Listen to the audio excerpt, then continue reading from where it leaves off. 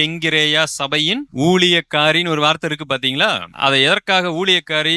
அது பழைய தமிழா இருக்கிறதுனால ஊழியக்காரின்னு போட்டிருக்காங்க. எல்லா ஆங்கில பைபிள்லயும் அங்க என்ன இருக்கும்? டீக்கனஸ் இருக்கும். அப்ப டீக்கனஸ் என்று சொன்னால் உதவிக்காரியாக அவங்க என்ன செஞ்சிருக்கிறாங்க?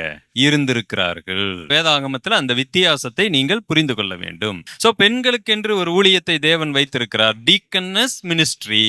ஆண்களுக்கென்று ஒரு ஊழியத்தை வைத்திருக்கிறார், அதுல மேய்ப்பனுடைய ஊழியம் இருக்கிறது, பிளஸ் டீக்கனுடைய ஊழியம் ஆண்களுக்கு இருக்கிறது.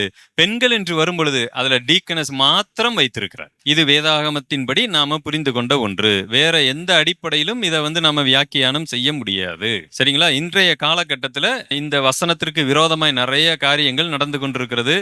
எதுவுமே தேவனுடைய வார்த்தையின்படி போய்விட்டால் நல்லது. சரிங்களா? அதனால ஒரு சபையில பாஸ்டர் அல்லது மேய்ப்பன் என்று சொல்லுவது அது ஆண்பாலாக இருக்கிறது. அது ஏன், எதுக்கு? கர்த்தர் அதை கொடுத்து இருக்கிறார். நாம் அதை ஒண்ணுமே பண்ண முடியாது. இன்னைக்கு நிறைய இடங்கள்ல பாத்தீங்கன்னா அதுக்கெல்லாம் போர்க்கொடி தூக்கி கொண்டிருக்கிறார்கள். அதை எப்படி உங்கள் தேவன் இப்படி செய்ய முடியும்?